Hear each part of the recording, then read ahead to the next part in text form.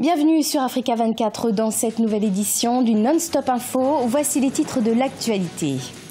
En Guinée, des acteurs de la société civile et des députés ont organisé mercredi 22 novembre une marche pour protester contre le traitement inhumain subi par les migrants en Libye.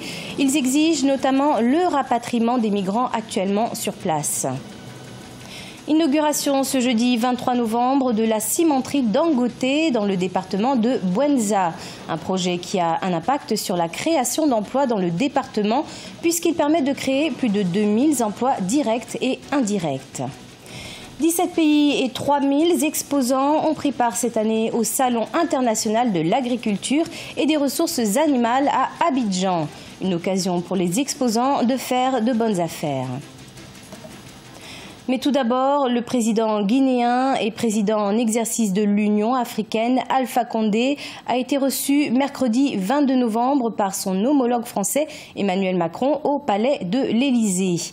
La situation des migrants en Libye était le principal sujet de cette rencontre, l'occasion pour les deux personnalités de proposer des pistes de solutions. Un entretien suivi d'une déclaration conjointe à la presse. Écoutons le président Alpha Condé. On ne pourra jamais mettre fin à l'immigration si on ne résout pas le point fondamental qui est le développement de l'Afrique. Parce que l'immigration, c'est dû à la pauvreté, donc c'est le développement économique et l'industrialisation de l'Afrique, la transformation des matières premières agricoles et industrielles et minières sur place qui va donner de l'emploi à nos jeunes pour qu'ils n'émigrent plus et qui va aussi éradiquer définitivement le terrorisme. Je pense que nous sommes d'accord avec ça. Climat, détérioration du climat, diminution des ressources, terrorisme et immigration. Donc la lutte contre la diminution du climat est important parce que ça permet de lutter contre l'immigration, contre le terrorisme, mais fondamentalement, c'est le développement de l'Afrique, son industrialisation qui va donner de l'emploi aux jeunes pour qu'ils n'arrivent plus à rêver à un paradis à l'extérieur. Les Guinéens qui ont par ailleurs fait une marche citoyenne contre l'esclavage en Libye, après les images montrant le traitement infligé en Libye aux migrants en partance pour l'Europe, la société civile et les députés se sont mobilisés ce 22 novembre pour réclamer le retour des migrants en Guinée. C'est un reportage d'Emmanuel Minimono. Ils ont marché ce mercredi 22 novembre 2017 dans les rues de Conakry pour protester contre les actes d'esclavage dont sont actuellement victimes les migrants africains en transit sur le territoire libyen. Du ministère des Affaires étrangères jusque devant le bureau de l'Union africaine en Guinée, les marcheurs ont scandé les slogans hostiles à l'esclavage. Nous attendons de l'Union africaine, donc les autorités, de nous permettre d'avoir le plus rapidement que possible, d'ailleurs sans délai, la libération de tous nos frères qui sont en Libye pour qu'ils s'y retrouvent là. Nous sommes devant le bureau de l'Union africaine pour dénoncer, pour dire non à cette pratique qui indigne aujourd'hui toute la jeunesse africaine, qui indigne aujourd'hui même ceux qui se sont battus pour que l'Afrique soit le chevet des hôtes de toute l'humanité. Rendez-nous nos frères, ils ne sont pas à vendre, ou encore la dignité humaine est sacrée, tel était entre autres messages que l'on pouvait lire sur les pancartes tenues par les marcheurs. Elle a mobilisé à la fois des activistes de la société civile, mais aussi des députés venus réclamer des mesures urgentes pour mettre fin à ces pratiques d'un autre âge. Personne ne pouvait croire qu'au début de ce 21e siècle, qu'il était encore possible de vendre des êtres humains.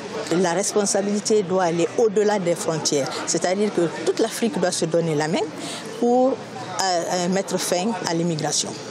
Nous disons à l'Union africaine, pour une fois, d'incarner la voix de l'Afrique, d'avoir la sagesse de reconnaître qu'ils ont échoué et qu'il n'y a pas d'autre mesure à faire aujourd'hui que l'exclusion pure et simple de la Libye de l'Union africaine en attendant que celle-ci devienne un État normal avec des frontières surveillées, avec des autorités qui sont capables de répondre à la détresse des populations qui sont sur leur sol. Cette mobilisation vise surtout à attirer l'attention du président en exercice de l'Union africaine sur les dangers que courent les migrants actuellement présents sur le sol libyen. Certains manifestants ont aussi réclamé des autorités guinéennes la mobilisation des moyens permettant le retour au pays des ressortissants guinéens actuellement sur le sol libyen.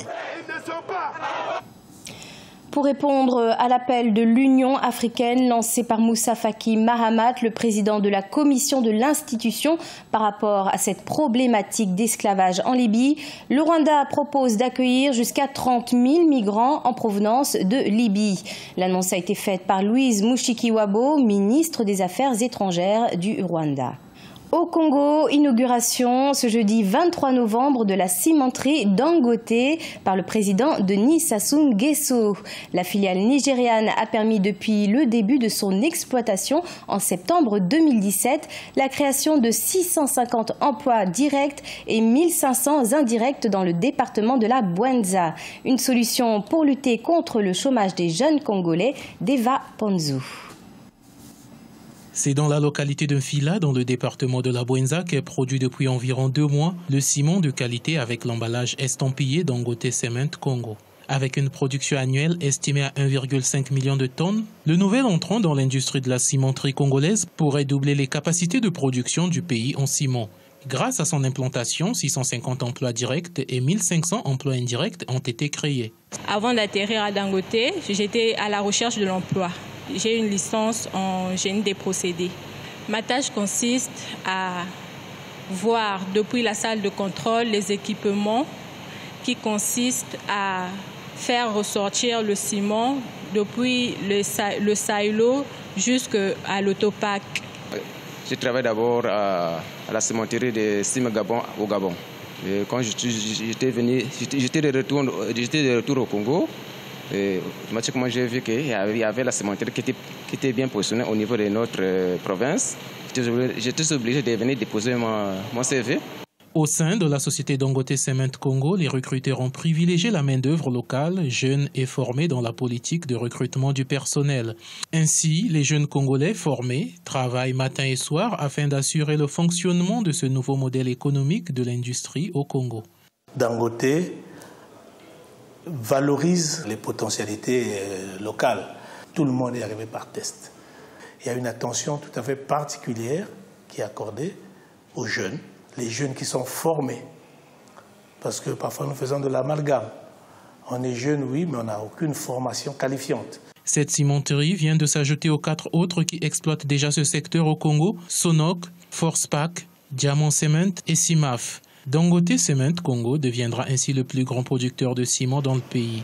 Notons que le milliardaire nigérian Aliko Dangote possède des cimenteries au Cameroun, au Mozambique, au Sénégal, en Afrique du Sud, en Éthiopie et en Zambie.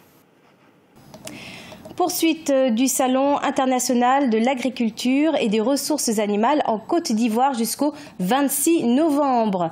Un espace qui donne aux entreprises participantes l'occasion de montrer leur savoir-faire et conquérir des marchés.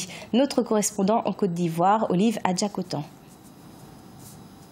Ce sont au total 17 pays et 3000 exposants qui prennent part à cette 4e édition du Salon international de l'agriculture et des ressources animales à Abidjan du 17 au 26 novembre 2017.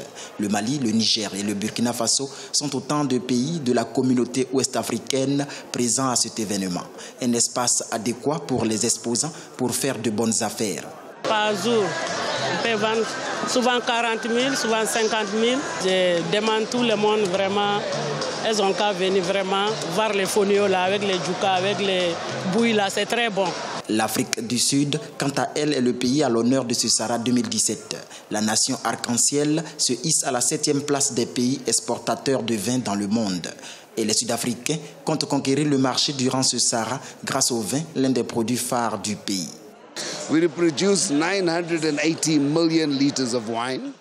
Nous produisons 980 millions de litres de vin et l'Afrique du Sud emploie plus de 300 000 personnes dans ce secteur.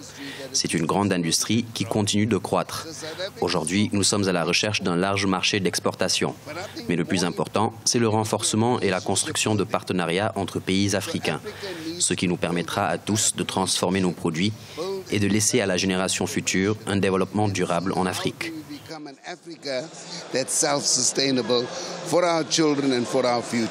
Rappelons que le thème de l'édition 2017 du Salon international de l'agriculture et des ressources animales s'articule autour de la transformation structurelle de l'économie agricole face au changement climatique. Ce journal a été réalisé par l'ensemble de la rédaction. Merci de l'avoir suivi et retrouvez dans un instant une nouvelle édition de l'information sur Africa 24.